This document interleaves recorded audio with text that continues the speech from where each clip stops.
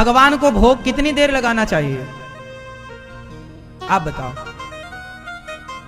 कितनी देर भोग लगाना चाहिए?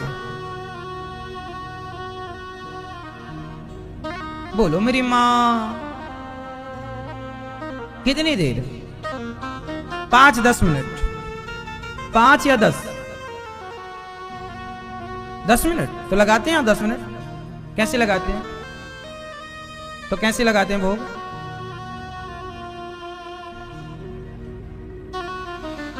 भोग कैसे लगाना चाहिए भगवान को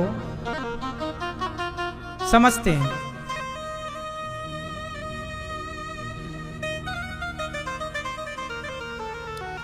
हमारी मैया श्रीमती शशि कांत भुंदिया जी, श्रीमती मीना भुंदिया जी लंदन से आए हैं। एक बार तालियां बजाइए आप श्री के लिए।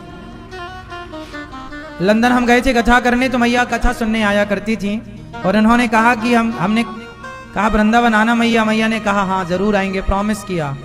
और मैया आज अपना प्रॉमिस पूरा किए और आ गए वृंदावन बिहारी जी का दर्शन करने के लिए। देखो कथा में इतनी ताकत है कि कथा ने इन्हें लंदन से बुला लिया। वो कथा सुनने मैया जी भैया जी सब परिवार आप आए हैं। सुखी रहें आप। अब भोग कैसे लगाएंगे भगवान को ये समझते। सबसे पहले हम भगवान के लिए जो भी बनाएं पहले तो शुद्धता से बनाएं। कुछ लोग बिना नहाए बनाते हैं, तो बिना नहाए जब आपने भोजन बनाया है तो वो भगवान के भोग के लायक तो नहीं है। वो तो है किसी के भी लायक नहीं, लेकिन अब आप लोग अपने बच्चों को वही खिलाते हैं। कुछ लोग सबसे पहले सवेरे जागो, जाग कर सबसे पहले अपनी नित्य क्रिया से निवृत्त होकर के पहले स्नान करो। स्नान करने के बाद जल चढ़ाओ 1 लोटा सूर्य भगवान को। भगवान जी के मंदिर जाके भगवान जी को प्रेम से नहलाओ, उनको स्नान कराओ, उनको श्रृंगार करो। फिर भगवान को पहले बाल भोग लगाना चाहिए। सुबह नाश्ता, आप नाश्ता करते हैं तो वो नाश्ते का भी भगवान को भोग लगाना चाहिए। भगवान को बाल भोग, राज भोग है ना। तो सुबह के भोग को क्या बोलते हैं? बाल भोग। दोपहर के भोजन को राज भोग। तो राज भोग मतलब हमारे भगवान राजा है ना। हमारे भगवान राम जी कौन है? राजा। भगवान कृष्ण कौन है? द्वारिकाधीश। तो राजा है ये। तो राजा को राजसी चाहिए, राजा टाइप का।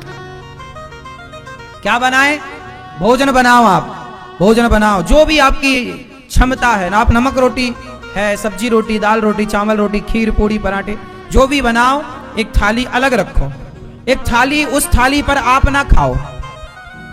भगवान की थाली, और थाली तांबे की नहीं होनी चाहिए। तांबे की थाली नहीं, तांबे पर भोजन नहीं किया जाता। तांबे के बर्तन में भोजन नहीं किया जाता। तांबे के बर्तन से केवल पानी पिया जाता है। तांबे के लोटे से पानी पी सकते हैं आप, वो भी बिना मुंह में लगाए ऊपर से। तांबे के लोटे में दूध नहीं रखना चाहिए। तांबे के लोटे में दही नहीं भरना चाहिए। कुछ लोग तांबे के बर्तन में दूध दही भर के और शंकर जी पे चढ़ाते हैं। सही नहीं है ये। तांबे का दूध का स्पर्श होते ही दूध जहर हो जाता है। तांबे में पानी का स्पर्श होते ही पानी शुद्ध हो जाता है। तांबा सिर्फ पानी को शुद्ध करता है। धातु है ना, वो धातु का गुण है। उसमें कुछ ऐसा पदार्थ होता है, कुछ ऐसा होता है, साइंस की भाषा में कहें कुछ ऐसे बैक्टीरिया उसमें वो जनरेट कर लेता है कि वो पानी, बैड पानी को भी गुड पानी कर देता है। पानी को शुद्ध कर देता है। पानी में एक विशेष प्रकार की एनर्जी भर देता है। इसलिए तांबे के गिलास, तांबे के लोटे में पानी पीने की परंपरा तो है, पर तांबे के बर्तन में दूध पीने की परंपरा नहीं है। दूध पीना है तो चांदी का बर्तन हो या स्टील का बर्तन हो या माटी का कुल्हड़ हो। तो भगवान को सुंदर सी थाली आप अलग रखो। उसमें दाल जो आपने बनाया है, कि भोजन बनाते समय नहाकर बनाना पहला। दूसरा, भोजन बनाते समय चप्पल पहन कर ना बनाना। तीसरा, भोजन बनाते समय कीर्तन करते हुए भोजन बनाना, क्योंकि आपके भाव भोजन में प्रवेश करते हैं। आप गाली देके अब दाल छौंकती जाओ मैया तेरा नाश हो जाए, ऐसा कोई करे तो भैया वो खाने वाले का ही होगा नाश। जब ये भोजन जो करेगा उसी का नाश होगा। भोजन बनाते समय स्त्रियां प्रसन्न चित्त से भोजन बनाएं और इस भाव से बनाएं कि ये प्रसाद मेरे गोविंद खाएंगे, मेरे भगवान जी के लिए मैं बना रही हूं, भगवान जी भोग लगाएंगे। भोजन पवित्रता से बनाओ। आपकी रसोई में कोई ऐसी महिला प्रवेश ना करे जो मासिक धर्म से हो। अब देखो, जब आप मासिक धर्म में हो तो उस समय भगवान को दूध का भोग लगा दिया करो। यदि आपके घर दूसरी स्त्री है, जैसे सास के रूप में, जेठानी के रूप में या ननंद के रूप में, तो आज जिन स्त्रियों को मासिक धर्म है वो 7 दिन के लिए रसोई से दूरी बनाएं। यदि घर में कोई दूसरी स्त्री मौजूद है तो, और नहीं है तो फिर उन दिनों में भोग, दूध का भोग लगाइए। सिर्फ बच्चों से लगवा दीजिए, पति से लगवा दीजिए। उस अशुद्धि के दौरान हमें भगवान का केवल दर्शन करना चाहिए, कीर्तन करना चाहिए, नाम जप करना चाहिए, भगवान का स्पर्श नहीं करना चाहिए। उस समय बनाया हुआ भोजन भगवान ग्रहण, उस समय का भोजन नहीं। दूध का लगाओ, फलों का भोग लगाओ, बादाम का भोग लगाओ, काजू का भोग लगाओ। बाकी शुद्ध दिनों में आप स्नान ध्यान करके और आपकी रसोई बड़ी पवित्र हो, उस रसोई में कोई ऐसी महिला ना। आजकल महिलाओं की आदत होती है, आपकी पड़ोसन आएगी सीधे आपकी रसोई में घुस जाएगी। अब आप थोड़ी पूछोगी कि तेरा शुद्धि है कि तू अशुद्धि है। आपकी रसोई मंदिर जैसी पवित्र होनी चाहिए। रसोई से ही विचारों का जन्म होता। जैसा खाए अन्न वैसा रहे मन, क्योंकि जैसा आप खाओगे, जैसी राखो शुद्धि वैसी रहे बुद्धि, और जैसा पियो पानी वैसी बोले। हाँ, ये ध्यान रखने की बातें हैं। तो शुद्धि से भोजन बनाओ। और भोजन एक थाली रखे हो आप, बढ़िया थाली में आप दाल चावल सब्जी रोटी, बढ़िया सुंदर। रोटी कितनी होनी चाहिए? अच्छा, आप कितनी रोटी खाते हैं? हाँ, रोटी नहीं खाते। चलो, आप कितनी रोटी खाते हैं? आप 4। ये हमारी मैया बढ़िया 4 रोटी खाती हैं। तो भगवान को भी रोटी कितनी हो? कम से कम 4। 2 रोटी नहीं, 2 रोटी भी ठीक है, बुराई नहीं है, परंतु भगवान को अच्छा 2 से ज्यादा खाने का मन हो तो है ही नहीं। अरे पेट भरने के लिए कम से कम सामान्य व्यक्ति को 4 रोटी चाहिए। क्यों जी? यही तो है ना। तो थाली ना ज्यादा भरी, भगवान राजा है ना, तो राजसी थाली लगाओ ना। थाली थोड़ी बड़ी हो भगवान जी की। कटोरियों में दाल चावल सब्जी रोटी, रोटी 4, थोड़ा अचार भी हो, थोड़ा चटनी भी बनाया करो टमाटर की, अमरूद की। हाँ, आप भी खाया करो मस्त। और चटनी भी हो, सलाद भी हो, और जो आपने बनाया नमक रोटी है तो भगवान वो भी स्वीकार करेंगे, कोई दिक्कत नहीं है। सब कुछ बनाओ और बना के भोग, तुलसी पत्ता डालो, तुलसी डाल करके आप ले जाओ, बड़ी पवित्रता से भोग सामने रखो और भगवान से प्रार्थना करो। इससे पहले क्या करना है? आचमन, आचमनी में जल भरो।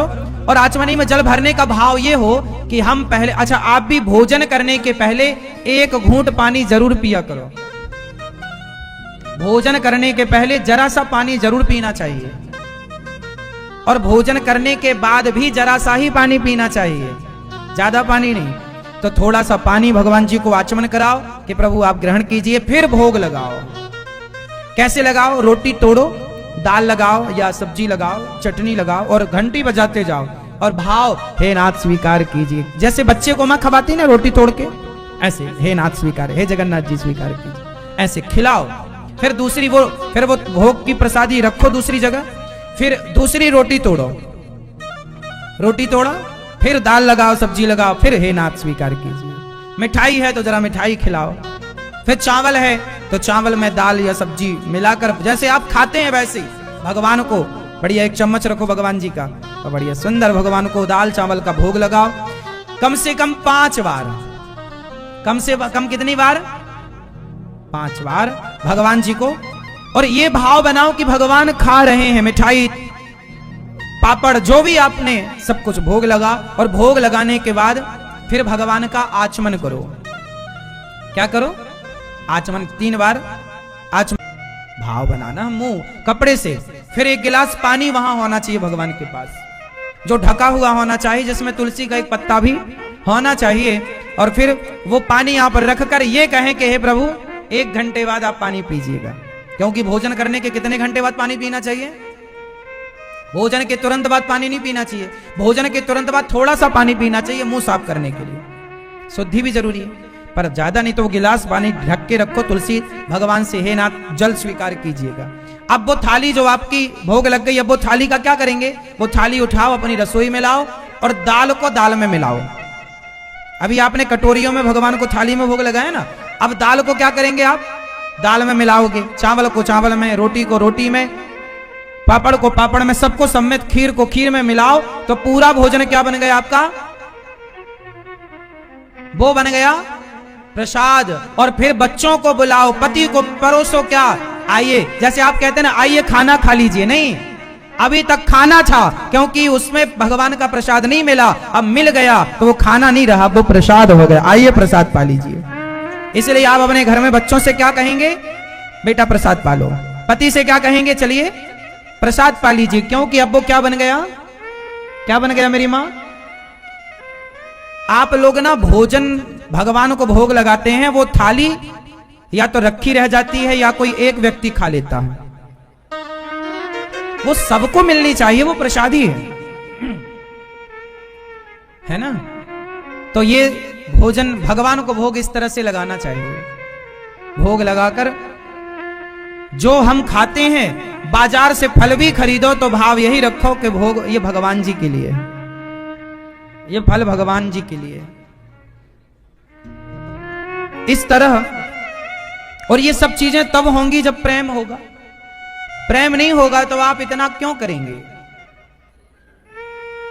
क्यों करेंगे? प्रेम जरूरी है। तो ये सारी चीजें तब पॉसिबल हैं जब आपके अंदर क्या हो। यदि प्रेम नहीं होगा तो फिर आप फॉर्मेलिटी करेंगे, थाली रखेंगे, घंटी तुरंत भाग के गए, अपना खाए फास्ट, वो फिर औपचारिकता है। वहां प्रेम नहीं है, वो तो केवल फॉर्मेलिटी। आपको डर है कि भोग नहीं लगाए तो कहीं भगवान नाराज ना हो जाए, डर के में कुछ लोग तो डर के मारे पूजा करते हैं। प्रेम होना है तो भगवान सतचित आनंद के सागर हैं, भगवान में आनंद। भगवान करते क्या हैं? आप बताओ, भगवान क्या करते हैं? आप बताओ क्या करते हैं? भगवान क्या करते हैं? जो भी काम दे दो सब कर लेते हैं। हाँ। क्या करते हैं भगवान? पूछ रहे हो आपसे। खेलते हैं? भाई आप बताओ भगवान क्या करते हैं? हाँ? भगवान 3 काम करते हैं। सृष्टि को उत्पन्न करते हैं, सृष्टि का पालन करते हैं और सृष्टि का संहार करते हैं। ब्रह्मा बनकर उत्पन्न करते हैं, विष्णु बनकर पालन करते हैं और शिव बनकर संहार कर देते हैं।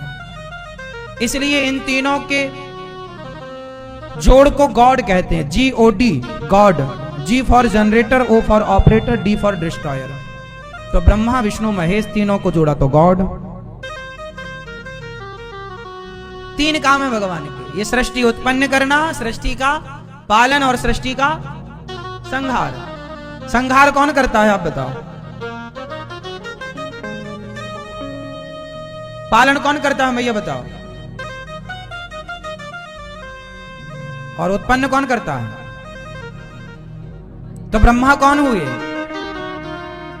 जनरेटर, ऑपरेटर, डिस्ट्रॉयर में ब्रह्मा जी कौन है?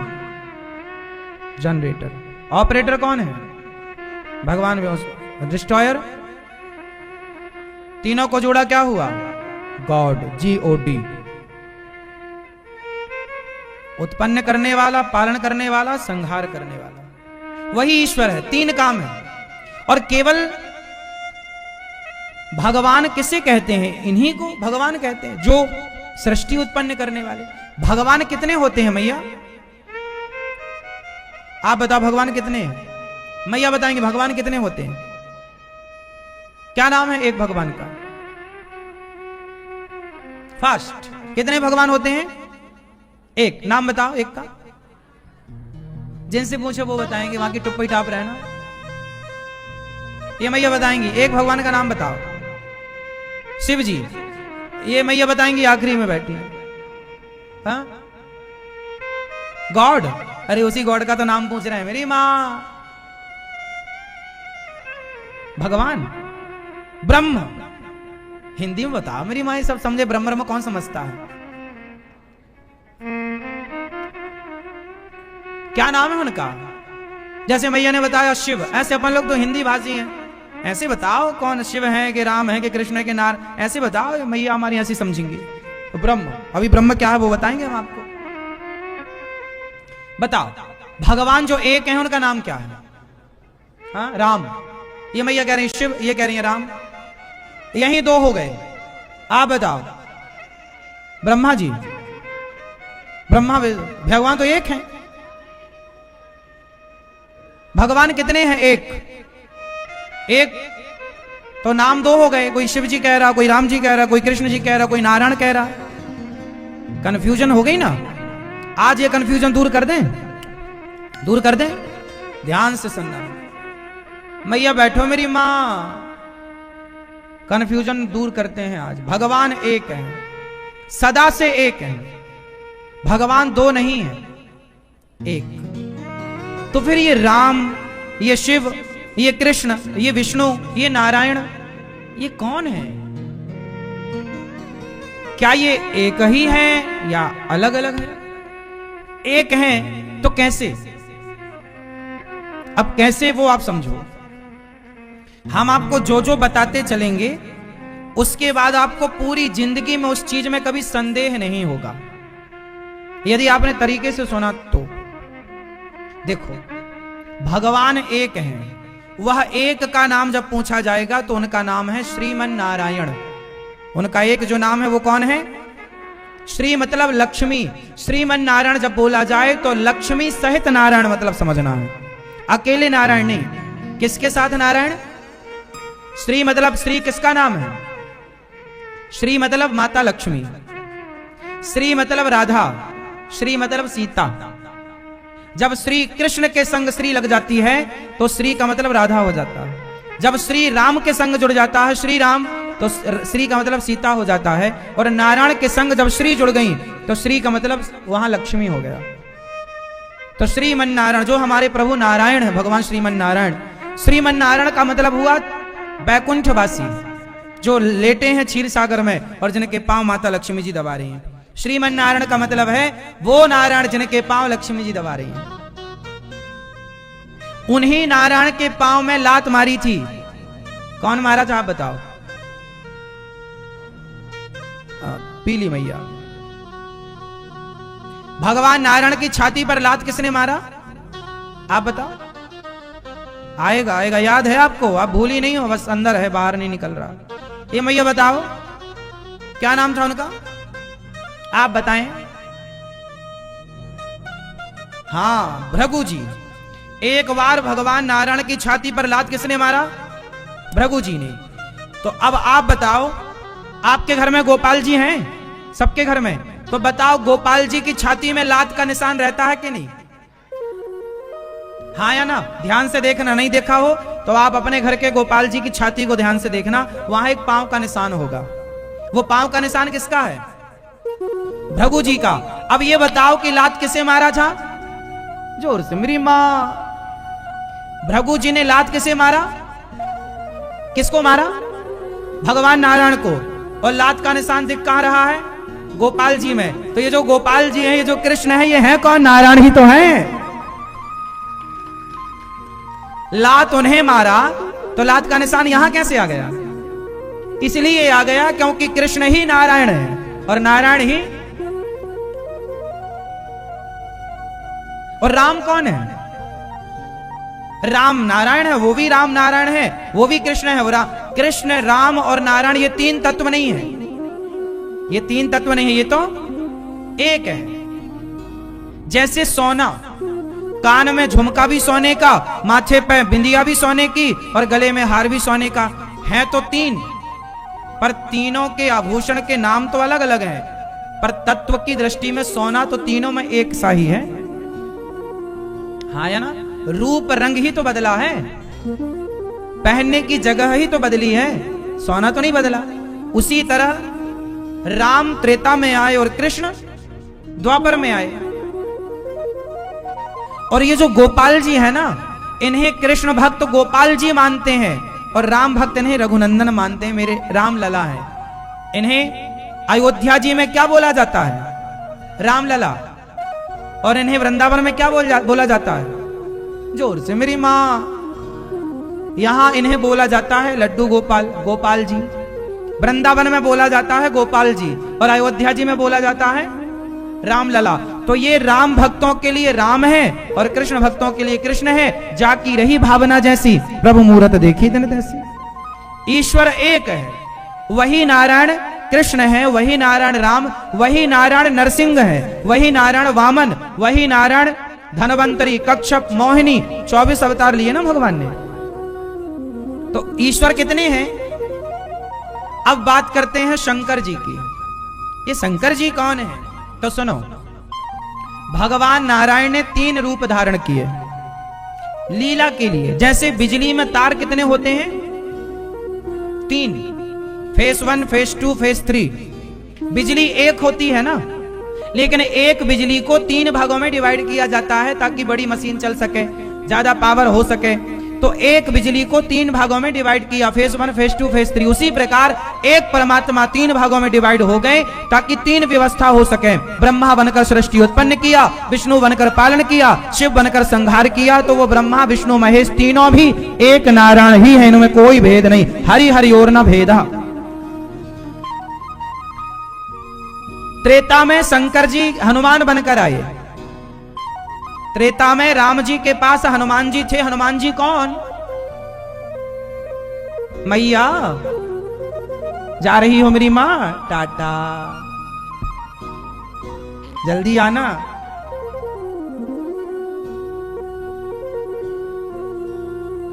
सुनो, ब्रह्मा विष्णु महेश कौन?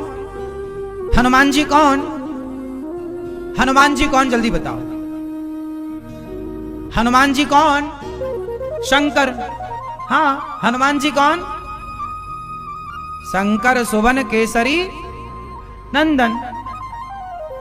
साक्षात शंकर जी हनुमान बनकर आए और राम जी की सेवा कर रहे हैं। अच्छा, राम अवतार में तो शंकर जी हनुमान जी के रूप में थे।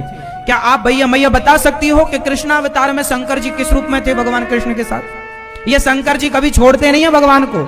राम बनकर आए तो हनुमान जी, और कृष्ण बनकर आए तो मैया बताएंगी। जिनसे पूछे, ये मैया बताएंगी चश्मा वाली। सब लोग टुप्पे टाप रहे ना। मैया बताओ, कृष्ण अवतार में शंकर जी किस रूप में थे? आज भी कृष्ण जी के मंदिर में आज भी कृष्ण जी के मंदिर में भगवान शंकर रहते हैं। किस रूप में रहते हैं? पता नहीं, आपको पता है या नहीं? नहीं पता होगा तो ये दास बताएगा, और पता है तो अच्छा लगेगा। मैया आपको पता है? नहीं, मैया आपको पता है? भैया आपको पता है? आपको पता है? हाँ, गोपी। हाँ, गोपी भी बनकर आए थे शंकर जी। ठीक कह रहे हो आप। एक दिन वो भोले भंडारी बनकर के ब्रजनारी। हाँ, कौन? मैया बताओ मेरी माँ। इसलिए आप लोगों को अपने घर में जो गोपाल जी है ना, उनके हाथ में बांसुरी जरूर रखनी चाहिए। और यदि आपके पास चांदी की बांसुरी है तो बहुत शुभ होती है। इसलिए छोटी ही सही, 1 तोला 500, 700, 1000 रुपए के भीतर की भी बांसुरी मिल जाएगी, छोटी सी। घर में चांदी की बांसुरी रखना शुभ होता है, आर्थिक लाभ अच्छा होता है। इसलिए घर में चांदी की बांसुरी होनी चाहिए, है ना मेरी माँ? तो बांसुरी कौन है मेरी माँ? मैया बैठो मेरी माँ, बैठ जाओ शांति से। तो शंकर जी भगवान से अलग थोड़ी हैं, भगवान की सेवा में सब रहते हैं। इसलिए काशी में जो मरता है उसे मुक्ति मिलती है। बोलो हाँ। बोलो हाँ या ना? तो काशी में मरने वाले को शंकर जी कौन सा मंत्र देकर मुक्त करते हैं?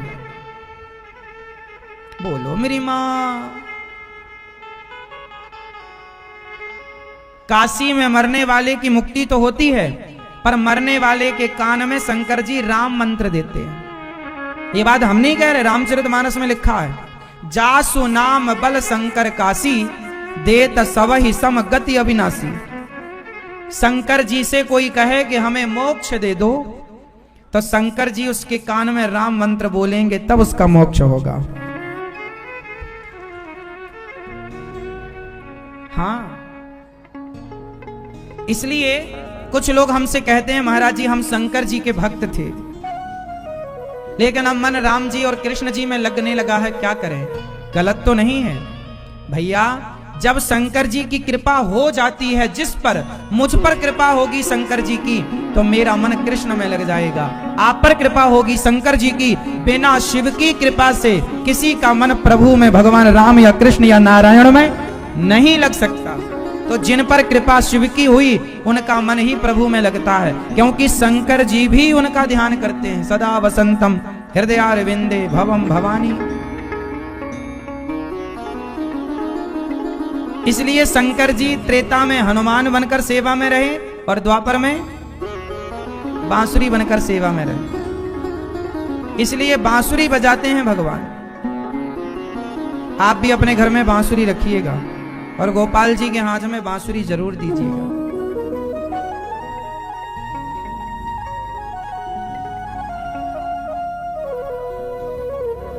भगवान को बांसुरी किसने दी पता है आपको? जब मैया यशोदा के पास भगवान शंकर दर्शन करने आए पहली बार, तो शंकर जी ने पहला ही बार जब भगवान कृष्ण का दर्शन किया, तो केवल दर्शन किया ऐसा नहीं, शंकर जी यहां से गए ही नहीं, बांसुरी बनकर प्रभु के हाथों में आ गए। तो शंकर जी ही बांसुरी बने और शंकर जी ने ही भगवान कृष्ण को बांसुरी दी। कोई आपसे पूछे कि भगवान कृष्ण को बांसुरी किसने दी, तो शिव जी ने दी। कौन है बांसुरी? शिव जी बन भी गए और शिव जी चले भी गए उनके पास। तो ब्रह्मा विष्णु महेश ये तीन नहीं है, तो भगवान कितने हैं मेरी मां? एक। क्या नाम है एक का? श्रीमन नारायण। जो साकार रूप है उसे कहते हैं राम कृष्ण नारायण, और जो उसी परमात्मा का निराकार रूप है उसी का नाम है ब्रह्म। ब्रह्म क्या नाम है? ब्रह्म। ब्रह्म जो निराकार रूप है वो ब्रह्म है, साकार रूप है वो राम है, वो कृष्ण है, वो नारायण है। ठीक है मेरी मां, समझ में आई बात? किस किस को आगे इच्छा बताओ? आपको नहीं समझ में आई तो हाथ उठा लो मेरी मां। भैया आई आपको? आपको नहीं आई?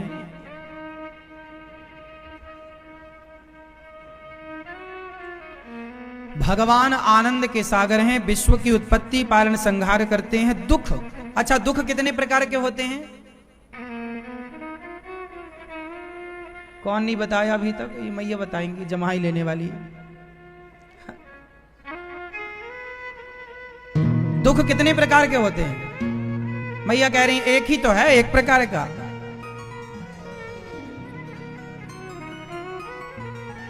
प्रकार है, आम तो आम है पर लंगड़ा, कलमी, चौसा,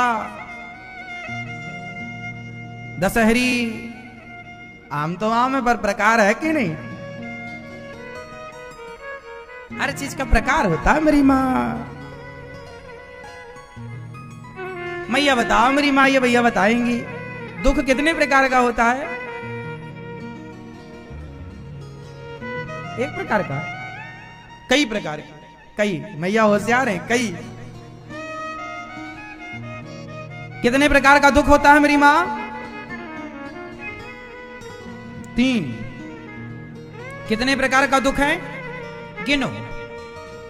हाँ, कोई तन दुखी, कोई मन दुखी, कोई धन बिन रहते उदास, थोड़े थोड़े सब दुखी सुखी राम के दास, दैहिक दैविक भौतिक ताप। 3 प्रकार के दुख हैं। वो कौन कौन से? एक तन का दुखी, तन का दुख, बुखार है, तन में बीमारी है, कैंसर है, फला है, बीमारियां, घुटनों में दर्द, कमर में दर्द, जा ही नहीं, लाखों खर्च कर लिया, ठीक ही नहीं हो रहा। तन का रोगी, चकाचक खा ही नहीं सकता, ब्लड प्रेशर हाई हो जाएगा, मिठाई खा ही नहीं सकता, शुगर हो जाएगा। गरीबों को गरीबी नहीं खाने देती, अमीरों को डॉक्टर नहीं खाने देते, हिसाब बराबर। हाँ। ये मत खाओ, वो मत खाओ, खाओगे तो मरोगे। कोई तन का दुखी, कोई मन का रोगी। मन के रोगी कौन है? पत्नी सुनती नहीं महाराज, रोज कहती है मैं मायके चली जाऊंगी, तुम देखते रही हो।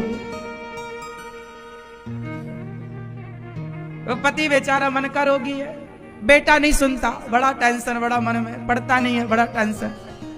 ये टेंशन, ये डिप्रेशन, पूरी दुनिया आज डिप्रेशन से जूझ रही है। ये मानसिक रोग ही तो है, कोई उपचार नहीं है, जबरदस्ती दवाई टैबलेट खा मर रहे हैं लोग। कथा सुनो तो सारा डिप्रेशन दूर हो,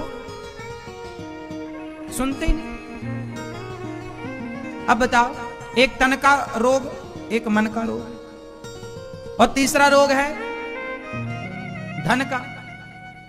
या तो पैसा नहीं है इससे परेशान है, या पैसा ज्यादा है इससे परेशान है, इनकम टैक्स पीछे पड़ा है।